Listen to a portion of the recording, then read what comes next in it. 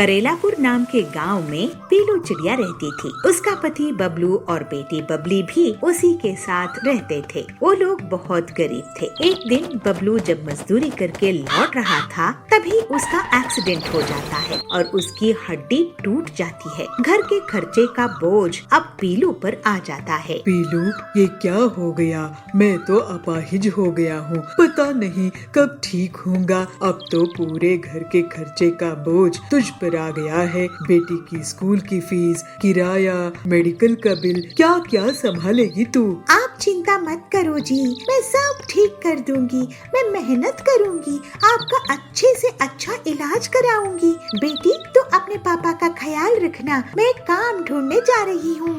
फिर पीलू काम की तलाश में निकल पड़ती है। उसके हरी तोती की चाय की दुकान में काम मिलता है। कुछ दिनों तक उसका खर्चा चल जाता है, लेकिन एक दिन पीलू आंटी, अब मेरी शादी होने वाली है। मैं अपनी दुकान बंद करने वाली हूँ। अब मैं अपने पति के साथ विदेश जाने वाली हूँ। अब मैं तुम्हें यहाँ कैसे रख सकती हूँ, इसलिए तुम कोई और काम देख लेना। ऐसे हरी पीलू को समझाती है। पीलू ये सुनकर बहुत दुखी हो जाती है। वो रोने लगती है।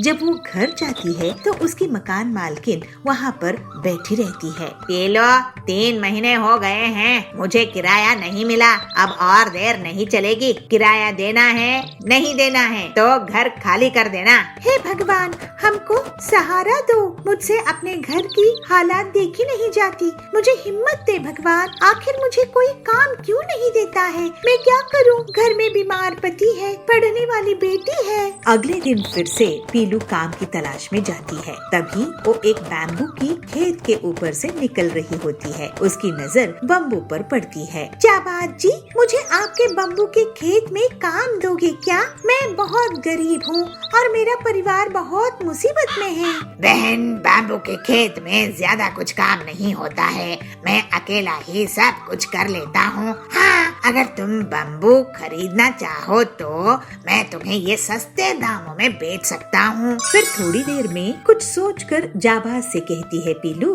जाबाज भैया, आप ये मेरे कान के कुंडल गिरवी रख लो और मुझे बम्बू उधार में दे दो। अरे नहीं बहन, ये कैसी बात कर रही हो? मैं तुम्हारे घर की हालात जानता हूँ। वैसे क्या करोगी इन बम्बू का? मैं बम्बू चिकन बनाऊंगी और उसे बेचूंगी। बहुत अच्छा ख्याल है बहन। एक काम करो, तुम मुझसे बम्बू आधे दाम में ले जाओ। जब तुम्हारी कमाई होने लगे तो आधे दाम वापस चुका देना।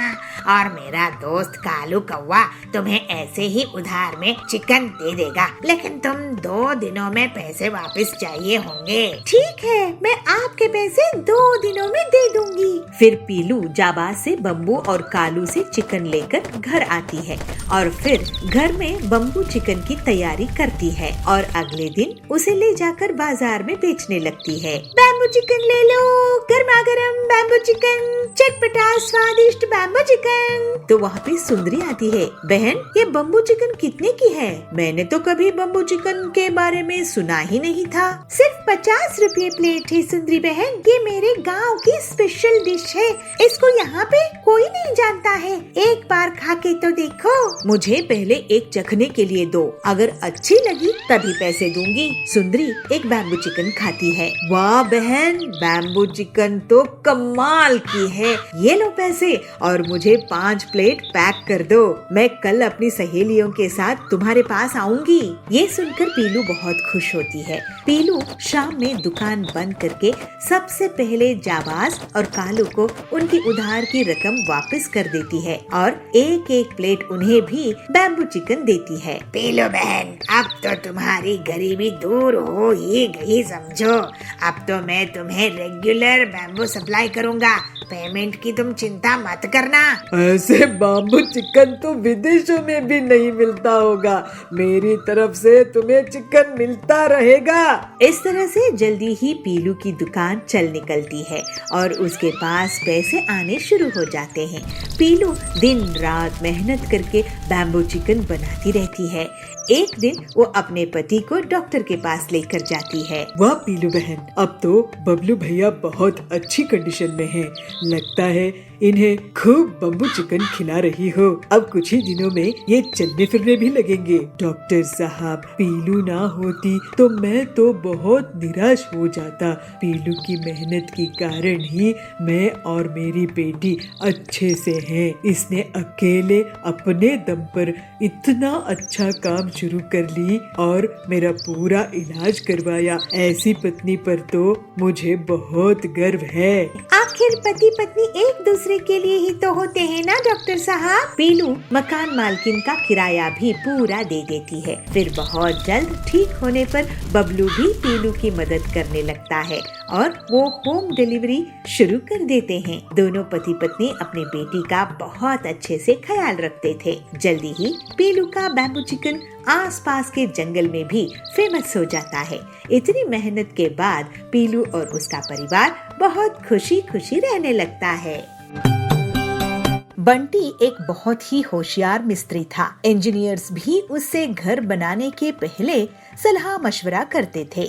बंटी बहुत मेहनती था और लोगों की मदद के लिए पैसे भी उधार दे देता था। एक उसकी पत्नी पीलू उससे कहती है, अजी सुनते हो, आप पूरे गांव के लिए घर बनाते हो, लेकिन हमारा खुद का कोई घर नहीं है। बारिश का मौसम आने वाला है, छत की मरम्मत करवानी है। हमारा अपना घर कब होगा? कभी सोचे हो? वो टिल्लू कितनी जल्दी से अपना घर बना लिया, जबकि उसको आपके जितना भी काम नहीं आता है। अरे पीलू, क्यों दूसरों की तरक्की देखकर जल रही हो? बारिश के मौसम के लिए मैं तैयारी कर लूँगा और एक दिन हमारा भी अपना घर होगा। तुम इतना मत सोचो। फिर बंटी अपने दोस्त हरिया को, जो कि ईंट सप्लायर था, उसको सारी बात बताता है। हरिया भाई, तुम मुझे मेरे घर की मरम्मत के लिए ईंट कितने में दोगे? अरे क्या बंटी भाई, तुम्हारी मदद से तो आज मेरा इतना बड़ा कारोबार है। तुम बस बताओ कितनी ईंट चाहिए, तुम्हें ईंट मिल जाएंगी। फिर हरिया बंटी के घर के बाहर एक ट्रॉली ईंट डलवा देता है। उस रात जब बंटी और पीलू सो रहे थे, तभी बंटी को कुछ आवाज आती है, लेकिन जब वो बाहर आता है तो उसे कोई नहीं दिखता। सुबह उठने पर वो ईंटों को गिनता है तो पता है कि कुछ ईंटें कम हो गई थी। अरे लगता है कोई ईंटों को चुरा ले गया है। कौन हो सकता है जी? ऐसे ही अगले सुबह ईंट कम मिलती है तो बंटी परेशान हो जाता है। ये रोज रोज कौन हमारी ईंटों को चुरा रहा है? आज रात मैं पहरेदारी करूँगा। फिर उस रात बंटी जागकर ईंटों की रखवाली करता है। वो एक कोने में छुपकर नजर बना रखता है और थोड़ी ही देर में देखता है कि कुछ बहुत ही छोटी छोटी चिड़िया अपनी अपनी ट्रैक्टर में ईंटों को चुरा कर ले जा रही है। पीलू और बंटी दोनों उनका पीछा करने लगते हैं। फिर जंगल से होते हुए वो छोटी छोटी चिड़िया एक गुफा के अंदर चले गए। दोनों पति पत्नी भी उनके पीछे गए और दूसरी तरफ निकले। अरे यहाँ तो इन छोटी छोटी चिड़ियों का पूरा घर संसार है। हाँ, छोटे छोटे घर और गाड़ियाँ हैं। अरे छोटी छोटी चिड़िया, तुम लोग मेरे घर से ईंट चुरा कर भागी हो। तभी वहाँ छोटी चिड़िया की रानी बबली बोलती है, नहीं, आप हमें गलत मत समझिए बंटी जी। हमें एक नया महल तैयार करना है और मार्केट प्लेस भी बनानी है और ये काम आपसे बेहतर कोई और नहीं कर सकता।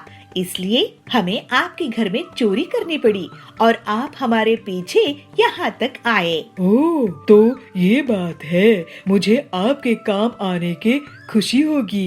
हाँ हाँ, हमें आप छोटी चिड़ियों की तकलीफ पता है। ये आपके लिए बहुत अच्छा काम करके देंगे रानी जी। फिर बंटी बहुत खूबसूरती से रानी का महल और मार्केट की जगह तैयार कर देता है। छोटी छोटी बिल्डिंग्स होती है और मिनी पेट्रोल पंप होते हैं, मिनी ट्रैक्टर्स। इसी बीच पीलू और रानी की अच्छी दोस्ती हो जाती है। बंटी जी, आप कमाल के कलाकार हो और आपकी सहायता से पूरा राज्य बहुत सुंदर दिख रहा है। है। ये लीजिए आपकी मेहनत का इनाम। रानी बंटी को सोने से भरी एक बोरी देती है। ये देखकर पीलू और बबलू की आंखें चमक उठती है।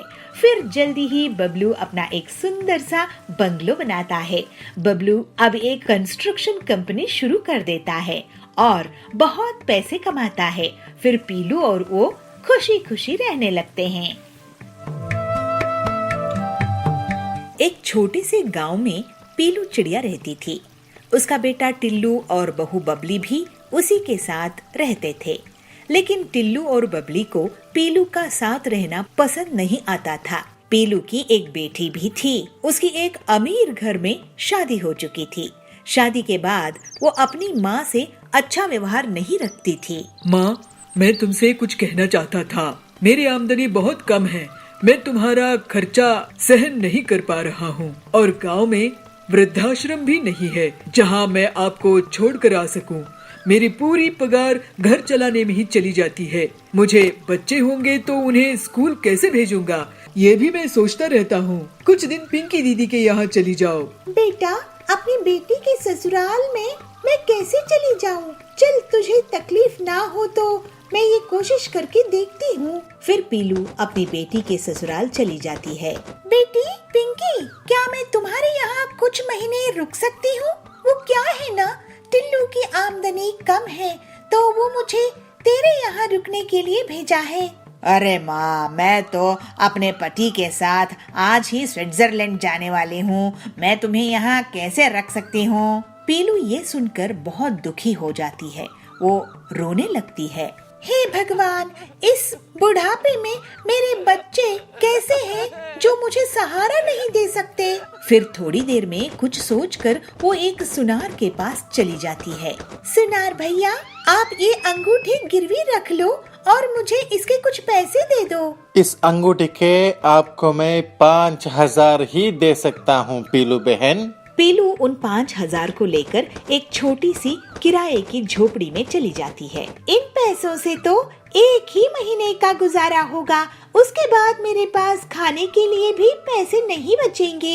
मुझे कुछ काम शुरू कर देना चाहिए, लेकिन इतने पैसे से मैं सिर्फ रोटी बनाने का काम ही शुरू कर सकती हूँ। फिर अगले ही दिन से पीलू रोटी और आलू की सब्जी बनाकर एक चौक में बेचने लगती है। रोटी सब्जी ले लो, रोटी सब्जी, गर्मा गर्म रोटी सब्जी, ताजी ताजी रोटी सब्जी ले लो। तो वहाँ सुंदरी आती है और पूछती है, बहन, एक प्लेट रोटी सब्जी कितने की होगी? सिर्फ 20 रुपए की 3 रोटी और सब्जी है। एक प्लेट मुझे देना। तो सुंदरी रोटी सब्जी खाती है। वाह बहन, तुमने तो कमाल की रोटी सब्जी बनाई है। ये लो पैसे, मैं और भी लोगों को तुम्हारे पास भेजूंगी। गरीबों को इतना स्वादिष्ट और अच्छा खाना नसीब नहीं होता। वो सब बहुत खुश होंगे। घर लौटते समय पीलू को 2 भिखारी चिड़िया मिलते हैं। पीलू उन दोनों चिड़ियों को रोटी दे देती है। इस तरह से जल्दी ही पीलू की दुकान चल निकली और उसके पास इतने ग्राहक आए कि वो अकेले काम नहीं कर सकती थी। पीलू रोज रोटियां बनाती और 2 रोटियां वो उन भिखारी चिड़ियों को दे देती थी। मेरी रोटी सब्जी लोगों को बहुत पसंद आ रही है, लेकिन अब मुझे और लोग चाहिए होंगे। क्यों ना मैं उन भिखारी चिड़ियों को काम पर रख लूं? सुनो, तुम दोनों यहाँ पर भीख मांगती हो, मैं तुम्हें काम दे सकती हूँ अपनी दुकान में, अगर तुम करना चाहो तो। बहन, मेरा नाम लवली है। मैं एक अमीर घर से थी, लेकिन मेरे बच्चों ने मुझे घर से निकाल दिया तो मैं यहाँ हूँ। मैं भी अच्छे घर से थी बहन, मेरी भी यही कहानी है। हम तुम्हारे साथ काम करेंगे और मेहनत से पैसे कमाएंगे। ये सुनकर पीलू बहुत खुश हो जाती है और फिर तीनों चिड़िया मिलकर टिफिन का काम शुरू कर देते हैं और बहुत जल्द ही पूरे जंगल में सिर्फ पीलू का टिफिन चलता है। पीलू अपनी आमदनी का 3 हिस्सा कर देती है और तीनों बहुत अच्छे से रहने लगते हैं। ऐसे ही एक दिन पीलू का बेटा उसकी दुकान में आता है। माँ, तुम तो बहुत मेहनती हो, मुझे माफ कर दो। मैंने तुम्हारा ख्याल नहीं रखा। अब मुझे पछतावा होता है कि मैंने तुम्हें किस हाल में छोड़ दिया था। बेटा, अब मैं दूसरे बूढ़े लोगों को मदद करूंगी। तू चिंता मत कर, तुम लोग मेरे बच्चे थे और रहोगे। फिर उस दिन से टिल्लू भी अपनी माँ का उसके काम में हाथ बटाने लगा और पूरी ईमानदारी से बुजुर्गों के लिए काम करने लगा। फिर वो सब हंसी खुशी रहने लगे। पीलू चिड़िया को बचपन से ही खाना बनाने का बहुत शौक था। उसके पिताजी लोहे के औजार बनाने का काम करते थे। उसकी माँ सुंदरी उन औजारों को जंगल में बेच कर आती थी। पीलू चिड़िया उन दोनों की गोद ली हुई बेटी थी और वे लोग एक पेड़ की डाल में साथ साथ रहते थे। अरे पीलू, तूने सुबह से कुछ बनाई है कि नहीं? भूख से पेट जोर जोर से दुख रहा है। हाँ माँ, मैंने ये देखिए आज एक नई डिश बनाई है। अरे ये चावल में क्या डाल दी है तूने? ये बिरयानी है माँ, मैंने आज ही सीखी हूँ। एक बार टेस्ट करके तो देखिए। अरे पीलू बिटिया, तू खाने के अलावा कुछ और काम में भी ध्यान दिया कर। जब देखो कुछ न कुछ खाने का बनाती ही रहती है। 1-2 साल बाद तेरी शादी भी तो करनी है, कुछ घर के काम भी तो सीख ले। ओहो, अरे तू तो शर्मा गई। अच्छा चल जा, बाहर जा और भट्टी गरम कर, लोहा पीटना है। पीलू बहुत गुणवान बच्ची है, हमें उस पर गर्व है। वो कुछ न कुछ नया पकवान हमेशा बनाने की कोशिश करती है। लेकिन हम लोग इतने रईस नहीं हैं। अगर रोज रोज इतनी महंगी खाने की चीजें बनेंगी तो पैसे कैसे बचेंगे? चिंता क्यों करते हो जी? बच्ची का भाग्य है, उसके भाग्य में जो होगा वो उसे भगवान जरूर देंगे। मेरे बस की बात होती तो उसे 10वीं कराकर घर में नहीं बैठाता और आगे पढ़ाता। वैसे हमारी पीलू जिस घर में भी जाएगी उस घर को बहुत खुश रखेगी। बस एक अच्छा सा लड़का मिल जाए उसके लिए। अरे हम गरीब लोग हैं, गरीब पेड़ में रहते हैं, गरीब घोंसले में रहते हैं। लड़का भी तो ऐसा ही देखना पड़ेगा ना। जब भी पीलू चिड़िया की माँ की तबीयत खराब हो जाती थी तो पीलू चिड़िया पेड़ की एक डंगाल पर औजारों को बेचने बैठ जाती थी। एक दिन उसे वहाँ भोलू मिला। भोलू उससे कहता है, अरे पीलू, तुम यहाँ क्या कर रही हो? मैं ये मेरे पापा द्वारा बनाए गए औजार यहाँ पर बेच रही हूँ। ये औजार क्यों बेच रही हो? ये हमारा पेशा है भोलू। तुम तो पढ़ने में इतनी अच्छी थी, फिर ये काम क्यों कर रही हो? मेरे पिताजी ने मुझे 10वीं पढ़ा दिए, वही हमारे लिए बड़ी बात है। वैसे भी लड़कियों की उतनी पढ़ाई कहाँ होती है, यही तो हमारी समस्या है। लड़कियों को ज्यादा पढ़ाते नहीं हैं। खैर ये बताओ, तुम रहती कहाँ हो? यही पास में ही हमारा घोंसला है। वैसे तुम्हें किस बात का शौक है? मुझे खाना बनाने का बहुत शौक है। अरे तो तुम आलू के पराठे, पिज्जा, बिरयानी, जो भी तुम्हें खाना बनाना आता है वो बना कर बेचो। ये औजार क्यों बना के बेच रही हो? औजार के काम से तुम ज्यादा कमाने लगोगी। पीलू चिड़िया ये सुनकर बहुत खुश हो जाती है। कुछ दिन बाद जंगल में एक तूफान आता है। पीलू चिड़िया के पिताजी उस तूफान में फंस जाते हैं और उनकी जान बाल बाल बचती है। लेकिन इस तूफान की चपेट में आने के कारण उनका आधा शरीर काम करना बंद कर देता है। उनकी पत्नी सुंदरी सोचती है कि कैसे अब आगे घर चलेगा। सुंदरी कहती है, आप चिंता मत कीजिए जी, हम आपको अच्छे डॉक्टर को दिखाएंगे। अरे लेकिन पैसा कहाँ से आएगा? पीलू की शादी भी तो करनी है। पीलू इस बात को सुनकर बहुत दुखी हुई और वो अपने पिताजी के पास आकर बोली, पिताजी आप चिंता मत कीजिए, मैं हूँ ना, मैं और मेहनत करूँगी और मैं और माँ कोई न कोई रास्ता जरूर निकाल लेंगे। पीलू की बात सुनकर उसके पिताजी कहते हैं, अरे बेटा तू इतनी छोटी है, तू क्या क्या करेगी? पीलू कहती है, पिताजी जब तक पिताजी आप ठीक नहीं हो जाते मैं घर के बाहर आलू के पराठे, पिज्जा बनाकर बेचा करूँगी। अरे पीलू ये काम करोगी तो लोग क्या कहेंगे? पीलू समझदारी से जवाब देती है, पिताजी जब मैं जंगल में औजार बेचती हूँ तब क्या कोई कुछ कहता है? हाँ में हाँ मिलाते हैं। अगले दिन पीलू भट्टी पर पिज्जा बनाती है और अपने माँ पिताजी को कहती है, माँ पिताजी ये पिज्जा एक बार खा के देखिए कैसा बना है। पीलू के माँ और पिताजी उस पिज्जा को खाते हैं। पीलू चिड़िया की तारीफ करते हैं, अरे वाह ये तो बहुत स्वादिष्ट लग रहा है, हमने तो ऐसा कभी कुछ नहीं खाया था, अब मैं यही काम करूँगी। पीलू की माँ कहती है, लेकिन ये सब तेरे दिमाग में आया कहाँ से? माँ मुझे ये सलाह भोलू ने दी। ये भोलू कौन है? माँ भोलू मेरे साथ स्कूल में पढ़ता था।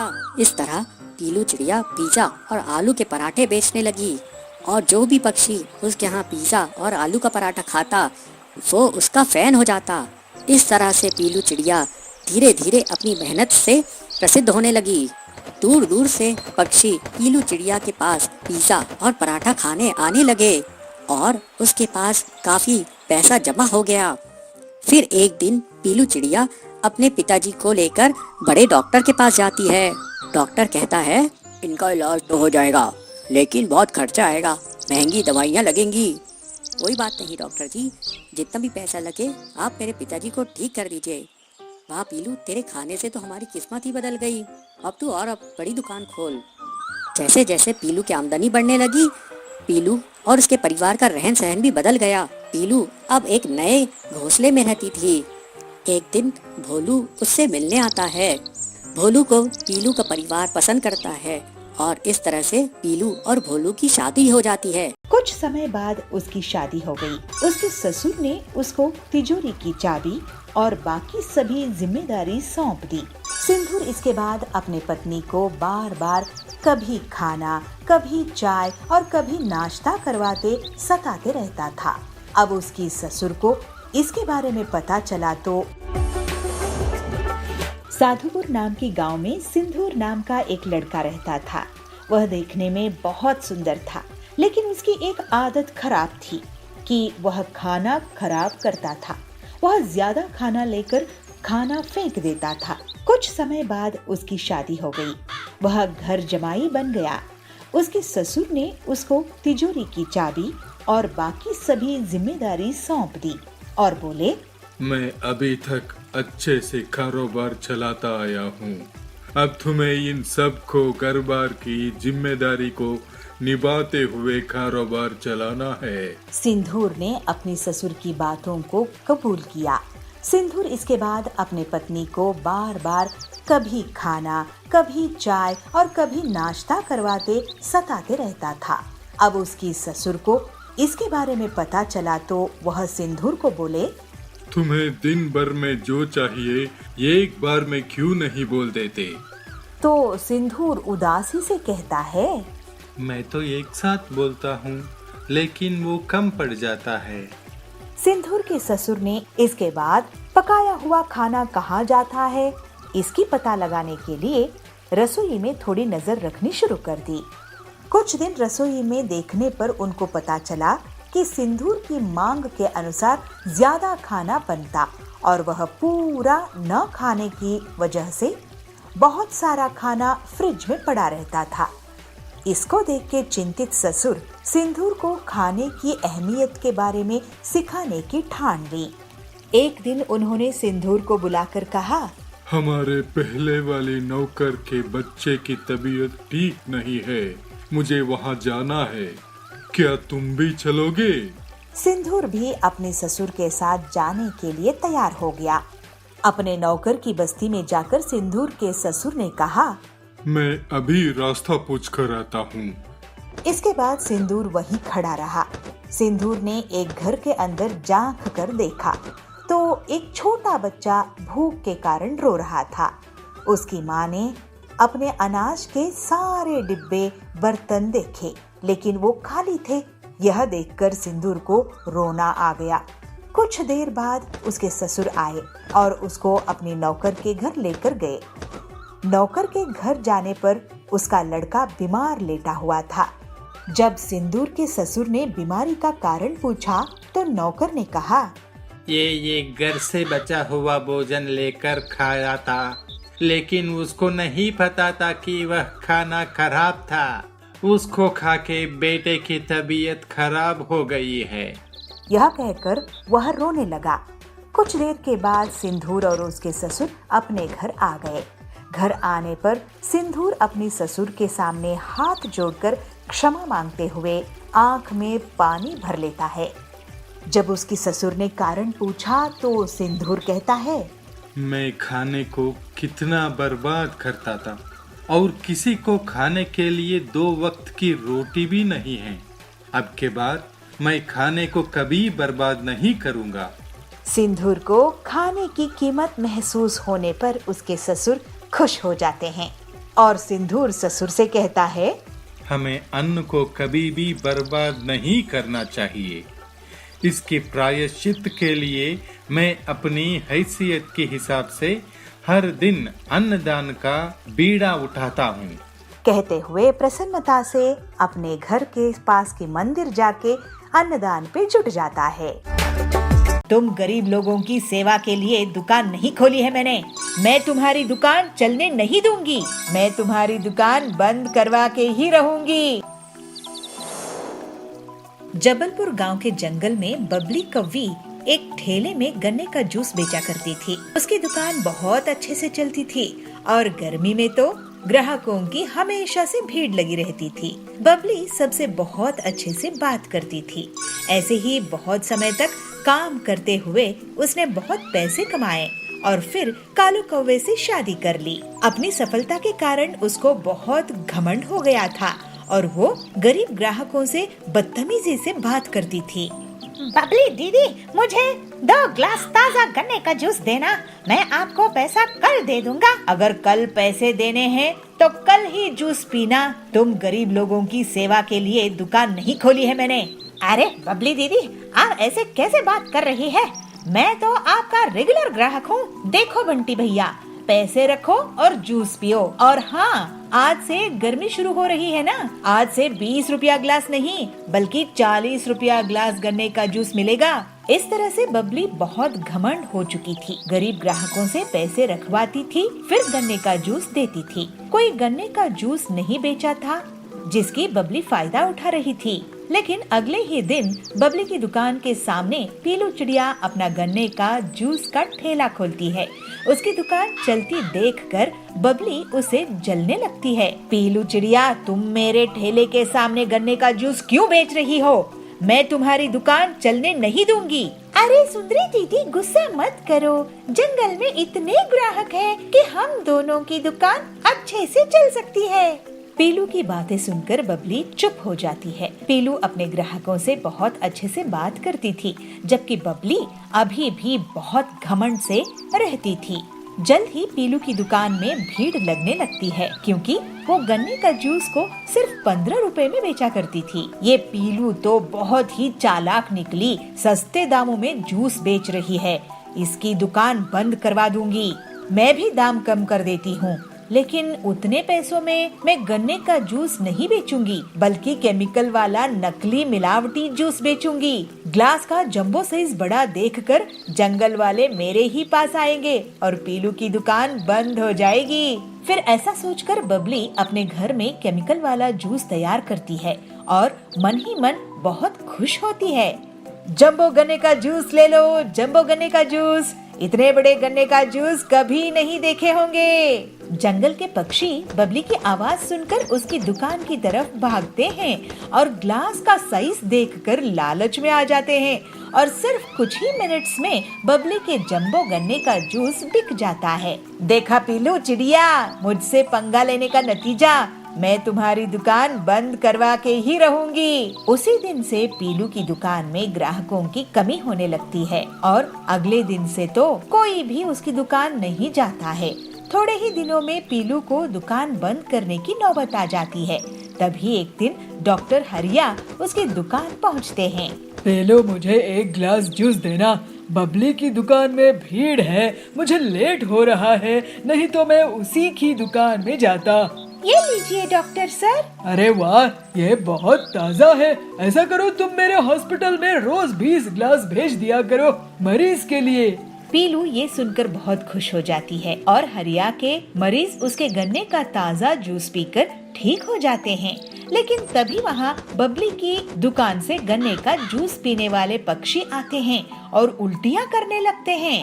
अरे ये क्या, इन्हें तो उल्टियाँ हो रही है। उनका टेस्ट होता है और उनसे हरिया पूछता है कि वो लोग क्या खाए पिए थे। तब वो बताते हैं कि रोज वो बबली के यहाँ जूस पीते हैं। बबली, तुमने इस गन्ने की जूस में क्या मिलाया है? तुम्हें पता है सबको किडनी में स्टोन्स हो गए हैं। इन सब की तबीयत खराब हो गई है तुम्हारी दुकान का गन्ने का जूस पीकर। अरे वो ये लोग पीलू की दुकान का जूस पिया करते थे। फिर हरिया बताता है कि पीलू की दुकान के जूस से उसके बीमार मरीज ठीक हो गए हैं। इसके पहले बबली कुछ बोल पाती, सभी पक्षी उसको घेर लेते हैं। बबली, तुम हमसे इतना सारा पैसा लेती हो गन्ने के जूस का, लेकिन ये जहर बेच रही हो। वो पीलू कम दाम में भी हमें स्वादिष्ट और सेहतमंद गन्ने का जूस पिलाती है। अब तुम्हें इसका हर्जाना भुगतना होगा। ऐसा कहकर सभी पक्षी बबली को पुलिस के हवाले कर देते हैं। पीलू पूरी ईमानदारी के साथ स्वादिष्ट गन्ने का जूस बेचना जारी रखती है और जंगल वाले उसकी बहुत तारीफ करते हैं। अब जंगल में बस उसी की गन्ने का जूस का दुकान थी। पीलू और बाकी लोग अब हंसी खुशी रहने लगते हैं।